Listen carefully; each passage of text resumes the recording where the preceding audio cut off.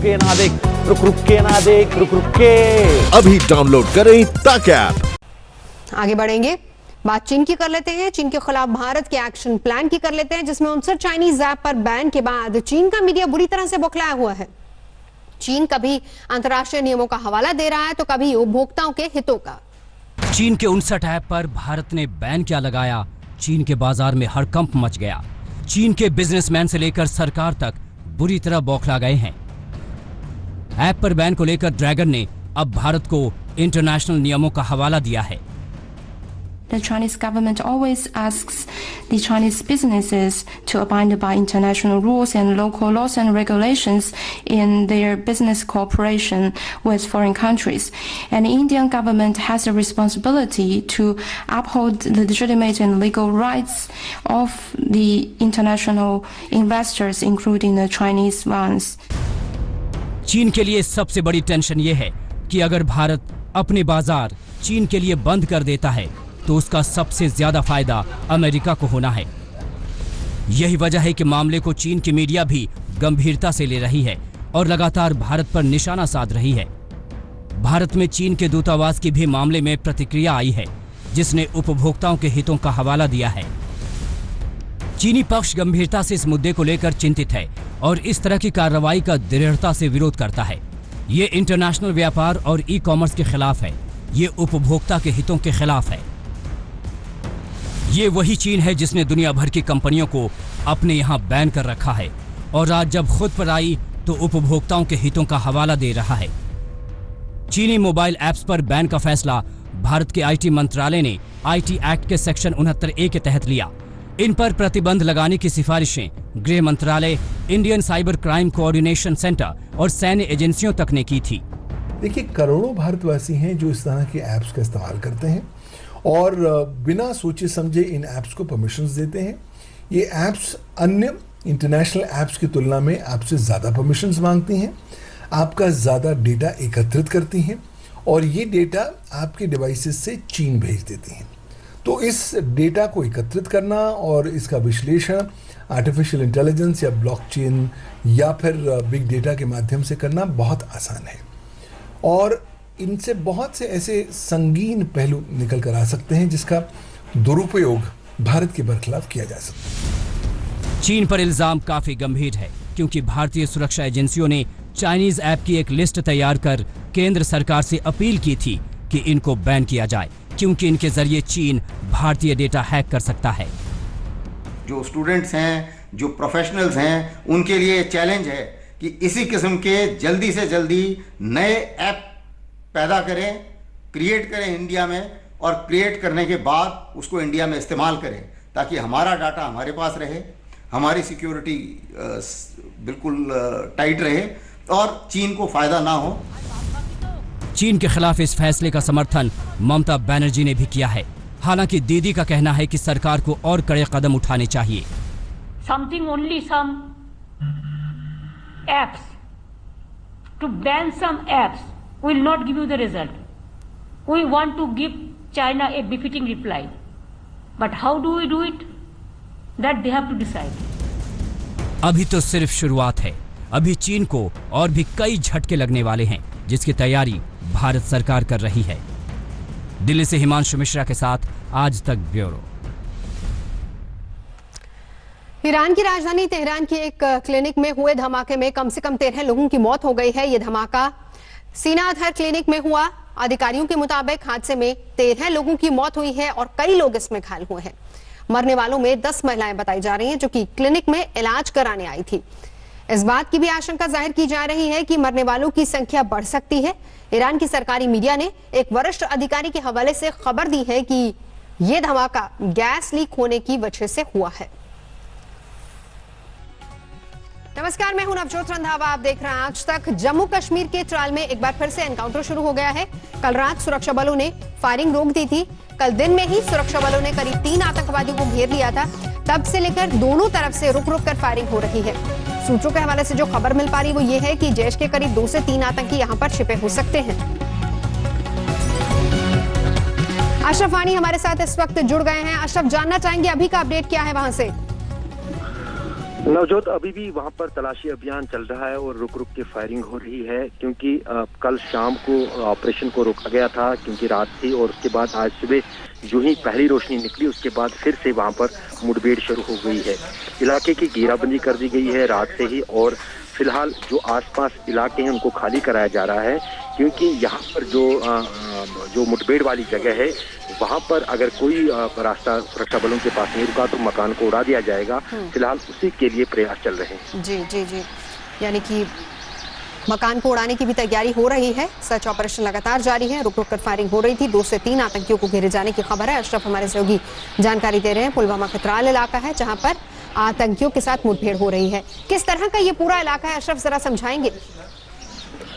दरअसल अगर देखें तो रिहायशी इलाका है नवजोत, और अब किसी तरह की लॉ एंड ऑर्डर की सिचुएशन को रोकने के लिए इंटरनेट सेवाएं भी पूरे पुलवामा जिले में बंद कर दी गई हैं, और साथ ही साथ वो पूरा इलाका सील कर दिया गया है जहां पर ये मुठभेड़ चल रही है। दरअसल जितनी भी पिछले 48 घंटे के दौरान, जैसे आपने कहा कि 3 मुठभेड़ें हुई, 3 मुठभेड़ों में अभी तक 5 आतंकी मारे गए हैं, और जबकि ये 3 और फंसे हो सकते हैं। अगर यहाँ पर जो है सुरक्षा बलों की यही प्राथमिकता होगी कि आम लोगों को कोई क्षति न पहुंचे, नुकसान न पहुंचे, और आतंकवादियों का भी सफाया हो। जी, तो आम लोगों को किसी तरह का नुकसान ना हो, लेकिन जिस तरीके के हालात वहां पर बन रहे हैं, हालांकि इंटरनेट सेवाएं बंद कर दी गई हैं रिहायशी इलाका, जैसे कि अशरफ भी हमें बता रहे हैं, तो कोशिश यही रहेगी कि अभी फिलहाल आतंकियों को पकड़ा जाए। लेकिन अभी आगे किस तरह की स्ट्रैटेजी बन रही है सुरक्षा बलों की अशरफ? जाहिर है जिस अंदाज से ऑपरेशन ऑल आउट कश्मीर में चल रहा है नवजोत, और यहाँ पर कोशिश यहाँ यही सुरक्षा बलों की है कि पूरे कश्मीर को जो है आतंकवाद मुक्त किया जाएगा। और उसकी अगर देखें तो जून के महीने के भीतर ही 48 मिलिटेंट मारे गए हैं, जो कई दहाइयों में सबसे ज्यादा आंकड़ा है मारे गए मिलिटेंटों का। शुक्रिया। फिलहाल नजर बनाए रखिए अशरफ, हम लौटेंगे आपके पास। तो अभी अशरफ जानकारी हमें त्राल इलाके में इस वक्त जो सुरक्षा बलों ने आतंकियों को घेरा उसके बारे में जानकारी दे रहे थे। तो कोरोना के बीच आज से अनलॉक 2 की शुरुआत हो रही है, जो कि 31 जुलाई तक देश में लागू रहेगा। कोरोना के बढ़ते मामलों के बीच जिंदगी को ट्रैक पर लाने की कोशिश की जा रही है। ऐसे में जुलाई के महीने में हिंदुस्तान में क्या कुछ रियायतें दी जाने वाली हैं, आइए समझते हैं इसी को। कोरोना वैश्विक महामारी के खिलाफ लड़ते लड़ते अब हम अनलॉक 2 में प्रवेश कर रहे हैं।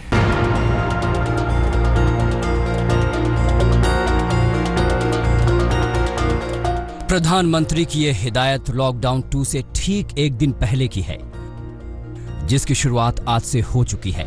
जिंदगी को दोबारा ट्रैक पर लाने की कोशिश के बीच कोरोना का खतरा अभी टला नहीं है। ऐसे में मौसम और हालातों को देखते हुए अब और सावधानी बरतने की जरूरत है। हम उस मौसम में भी प्रवेश कर रहे हैं जहां सर्दी, जुकाम, खांसी, बुखार, ये सारे न जाने क्या क्या होता है, ये मामले बढ़ जाते हैं।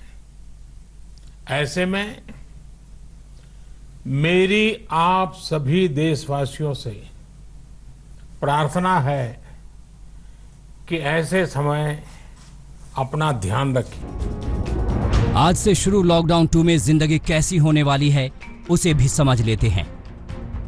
कल से लागू अनलॉक 2 1 जुलाई से 31 जुलाई तक लागू होगा।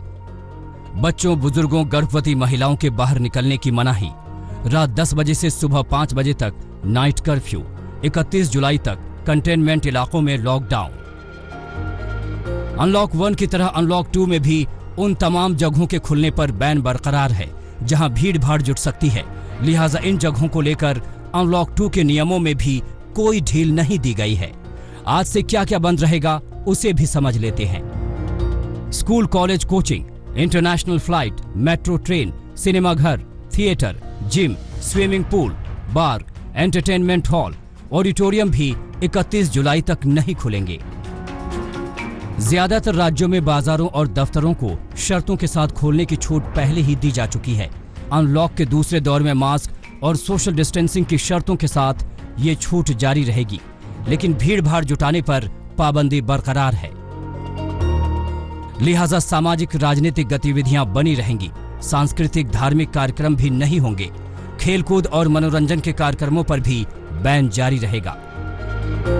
इसके अलावा कंटेनमेंट जोन को लेकर सख्ती जारी रहेगी। अनलॉक 2 को लेकर जारी किए गए आदेश में राज्यों को नियमों में बदलाव के अधिकार भी दिए गए हैं। आदेश में कहा गया है कि स्थिति के अपने आकलन के आधार पर राज्य और केंद्र शासित प्रदेश कंटेनमेंट जोन के बाहर कुछ गतिविधियों को प्रतिबंधित कर सकते हैं या आवश्यक समझे जाने पर उन पर प्रतिबंध लगा सकते हैं। ऐसे में अनलॉक 2 को लेकर कुछ राज्य रियायत और सख्ती को लेकर हालातों के हिसाब से फैसला कर रहे हैं। हिमांशु मिश्रा के साथ जितेंद्र बहादुर सिंह, दिल्ली आज तक। कर्नाटक के बेल्लारी में कोरोना से जंग हार चुके लोगों के शवों के साथ बदसलूकी का वीडियो सामने आया है। स्वास्थ्य कर्मी शवों को दफनाने के वक्त उसे गड्ढे में फेंक रहे हैं। वीडियो सोशल मीडिया पर वायरल हो गया। कांग्रेस और जेडीएस ने कर्नाटक सरकार को बुरी तरह से घेरा है। इस वीडियो को देखकर किसी का भी दिल दहल जाए। एक एक कर एम्बुलेंस से शवों को निकाला गया और बेदर्दी से गड्ढे में किसी कूड़े की तरफ फेंक दिया गया। इस वीडियो को देखकर ऐसा लगा जैसे मानवता की खाल बेशर्मी से उतारकर फेंक दी गई हो। इंसान की सांसें थमी तो शवों के साथ जानवरों जैसा सुलूक हुआ। हमारे खोखले हो चुके सिस्टम की बेशर्मी का ये ताजा उदाहरण कर्नाटक के बेल्लारी का है। शव के साथ सरकारी कर्मचारियों का बर्ताव अमानवीयता की सारी हदें पार कर गया।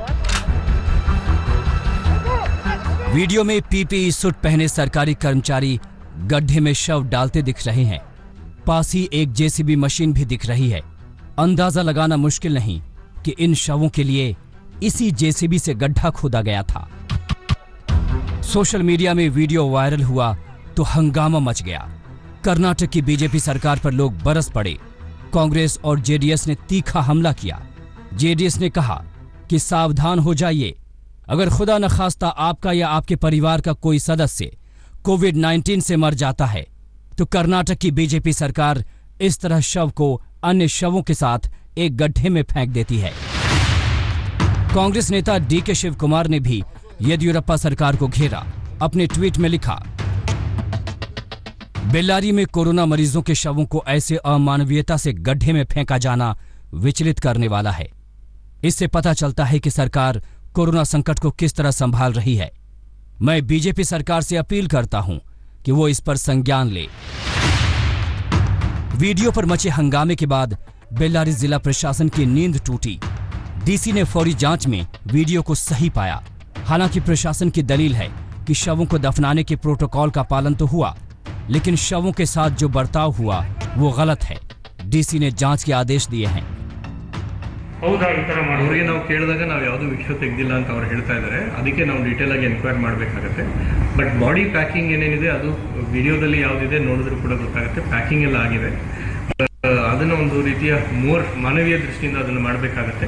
ಅದನ್ನ ಎನ್ಕ್ವೈರಿ ಮಾಡಬೇಕು. ನಮ್ಮ ವಿಡಿಯೋನ ಏನು वीडियो के सोशल मीडिया पर वायरल होने के साथ ही लोगों में गुस्सा भी भड़क गया। लोगों ने शवों का अनादर करने वाली इस घटना पर आक्रोश जताते हुए दोषियों के खिलाफ सख्त कार्रवाई की मांग की है। हर किसी के मन में एक ही सवाल है कि आखिर मरने के बाद शवों के साथ ऐसी बदसलूकी कोई कैसे कर सकता है। बेल्लारी से नागार्जुन के साथ आज तक ब्यूरो। पटना में एक शादी समारोह में शामिल होने वाले 79 लोगों में कोरोना संक्रमण का सनसनीखेज मामला सामने आया है। दरअसल जिस शादी में ये सभी लोग शामिल हुए थे उसमें 2 दिन बाद ही दूल्हे की मौत हो गई। शक यही है कि दूल्हा संक्रमित था और उसी से बाकी लोगों को भी कोरोना हुआ। 15 जून को पटना के पालीगंज में हुई इस शादी का ऐसा विस्फोटक अंजाम होगा किसी ने नहीं सोचा था। शादी के दूसरे ही दिन यानी 17 जून को दूल्हे की मौत हो गई। शादी वाले घर में मातम पसर गया, लेकिन ये तो बस शुरुआत थी। खौफ की असली तस्वीर तब दिखी जब एक हफ्ते के अंदर इस शादी में शामिल होने वाले लोगों की तबीयत खराब होनी शुरू हुई। सबके कोरोना टेस्ट किए गए और मंगलवार तक आई रिपोर्ट में 79 लोगों में कोरोना संक्रमण की पुष्टि हो चुकी है। 24, 25, 26 को सैंपल लिया गया था जिसमें टोटल 79 लोग पॉजिटिव निकले हैं, जिनको हम PSIC बिल्टा में भेज रहे हैं। हाँ। क्या ये लोग जो विगत जो यहाँ कोई शादी समारोह में जो पहले लोग संक्रमित हुआ था, क्या उसी से लोग रिलेटेड है? अधिकतर लोग उसी से संक्रमित, उसी से संबंधित हैं। जो लोग अंबिका चौधरी जो हैं दीपाली के, उन्हीं से संबंधित लोग हैं मैक्सिमम। पालीगंज मोहल्ले में मौत का सन्नाटा है। लोग बाहर निकलने से डर रहे हैं। थोड़ी थोड़ी देर में आने वाली एम्बुलेंस की आवाज इस सन्नाटे को और भी भयानक बना देती है। मोहल्ले के तकरीबन हर परिवार का एक या एक से ज्यादा सदस्य कोरोना की चपेट में आ चुका है और इन सब का ताल्लुक 15 जून को हुई इस शादी से है। दुल्हा गुरुग्राम से पटना आया था। शादी के वक्त ही उसकी तबीयत खराब थी, लेकिन परिवार वालों ने कोरोना जांच नहीं करवाई। शादी के दूसरे दिन दूल्हे की तबीयत बिगड़ गई। उसे एम्स ले जाया गया, लेकिन अस्पताल पहुंचते पहुंचते उसकी मौत हो गई। लापरवाही यहीं पर खत्म नहीं हुई। स्वास्थ्य विभाग को खबर किए बगैर परिजनों ने उसका अंतिम संस्कार कर दिया, जिससे शव का कोरोना टेस्ट नहीं हो पाया। लड़की के पक्ष से कोई भी संक्रमित नहीं है, इसलिए पूरा अंदेशा इसी बात का है कि संक्रमण की शुरुआत दूल्हे से हुई और शादी समारोह के दौरान उससे मिलने जुलने वाले ज्यादातर लोग संक्रमित हो गए। पहले किसी को अंदेशा नहीं था, लेकिन जब दूल्हे की संदिग्ध हालत में मौत हो गई तब मोहल्ले के लोगों को कोरोना की दहशत का एहसास हुआ, लेकिन तब तक काफी देर हो चुकी थी। सब तो कह रहा सर कि कोरोना से हुआ है सर। वो तो आए थे बाहर से सर, गाड़ी से। घर पर यहाँ नहीं रहते सर, वो आए थे बाहर से। कहिया आए कि कैसे पता चला कि कोरोना के पॉजिटिव कैसे हुआ? कैसे थे सर कि तो सब लोग कह रहे हैं कि माने ऐसे ऐसे माने बुखार था, यह था, हुआ था, सर्दी था। अब सब हम क्या जानते हैं। इस मामले में हर स्तर पर लापरवाही ही लापरवाही दिखाई दे रही है। पहले सख्त निर्देशों के बावजूद शादी में 50 से ज्यादा लोग जमा हुए। दूसरा ये कि इतनी भीड़ भाड़ में भी किसी ने मास्क लगाने की परवाह नहीं की। तीसरा ये कि बाहर से आने वाले दूल्हे की तबीयत खराब होने पर भी उसके परिवार ने कोरोना की जांच नहीं करवाई। कोरोना पर इतनी सारी लापरवाहियों का मिला जुला अंजाम कितना भयानक हो सकता है, पालीगंज की यह घटना इसका जीता जागता सबूत है। पटना से रोहित कुमार सिंह के साथ आज तक ब्यूरो। और बात पतंजलि की। कोरोना की दवा बनाने का दावा करने वाली कंपनी ने अब यूटर्न ले लिया है। बाबा रामदेव ने जिस कोरोनिल से कोरोना का इलाज की बात कही थी, अब बालकृष्ण के मुताबिक वो सिर्फ एक इम्यूनिटी बूस्टर दवा है। कोरोनिल और स्वासारी को हम लॉन्च करने जा रहे हैं। कि हम नहीं कह रहे हैं कि हमने कोरोना की दवाई बनाई, हम कह रहे हैं कि जो दवाई बनाई थी वो क्लिनिकल ट्रायल में कोरोना के रोगी ठीक हो गए। जिस कोरोनिल के लॉन्च के साथ बाबा रामदेव ने कोरोना के इलाज का दावा किया था, आज वही पतंजलि कोरोना की दवा बनने के दावे से पलट गया। आचार्य बालकृष्ण ने साफ कहा कि पतंजलि ने कोरोना के इलाज करने वाली दवा का दावा किया ही नहीं। कोरोना की पहली Ayurvedic clinically control trial based evidence research based medicine Patanjali research centre और नीम्स के संयुक्त प्रयास से तैयार हो गई है। इसके लिए हम आप सभी साइंटिस्टों का बहुत बहुत अभिनंदन करते हैं। कि हम नहीं कह रहे हैं कि हमने कोरोना की दवाई बनाई, हम कह रहे हैं कि जो दवाई बनाई थी वो क्लिनिकल ट्रायल में कोरोना के रोगी ठीक हो गए। यही तो बात हम पूरे देश को बता रहे हैं। भाई ये पूरी स्पष्टता है कि ये दवाई खाई और ये बीमारी ठीक हो गई, पर दवाई के अंदर ऊपर लिखने के लिए कोई जरूरी नहीं है। अभी क्लिनिकल कंट्रोल अभी पूरा हुआ है और कहेंगे कि एक आध जगह और क्लिनिकल कंट्रोल ट्रायल करो, फिर कर लेंगे, फिर लिख देंगे। हालांकि बालकृष्ण ने क्लिनिकल कंट्रोल ट्रायल और कोरोना के मरीज ठीक होने की बात कही, लेकिन वो इसे अब तो इम्यूनिटी बूस्टर बता रहे हैं, जिसका लाइसेंस लिया गया है। जबकि रामदेव ने साफ कहा था कि दवा से 100% इलाज हो रहा है। ये कहते हुए हमें फक्र है कि इसमें 100% रिकवरी रेट है विद इन 2 to 7 days और 0% डेथ रेट है। ये भी बहुत बड़ी बात है और ये दुनिया के लिए। हमने यही जो उन्होंने पूछा था जवाब दिया। भाई इम्यूनिटी बूस्टिंग के लिए आपने लाइसेंस लिया था, बिल्कुल लिया था। इम्यूनिटी बूस्टिंग का हमने लेवल में क्लेम कर रखा, बिल्कुल कर रखा है। बाकी तो कोई कहानी नहीं है। कोरोनिल की लॉन्चिंग के बाद से ही योग गुरु रामदेव और उनकी कंपनी पतंजलि सवालों के घेरे में है। आयुष मंत्रालय ने दवा को सिरे से नकार दिया और कहा कि उनसे कोरोना की दवा का कोई लाइसेंस नहीं लिया गया। कोरोनिल के विज्ञापन और बिक्री पर रोक लगा दी गई, जिसे लेकर पतंजलि को नोटिस भी जारी किया गया था, जिसके जवाब में अब पतंजलि ने मान लिया कि उसने कोरोना की कोई दवा नहीं बनाई, बल्कि जिस कोरोनिल की बात की जा रही है वो एक इम्यूनिटी बूस्टर दवा है। मुदित अग्रवाल, हरिद्वार, आज तक। नमस्कार, मैं हूं अंजना ओम कश्यप। हमें उम्मीद है ये वीडियो आपको पसंद आया होगा। लेटेस्ट खबरों के लिए यूं ही देखते रहिए आज तक, और इस वीडियो के पसंद आने पर लाइक, शेयर एंड सब्सक्राइब करना ना भूलें।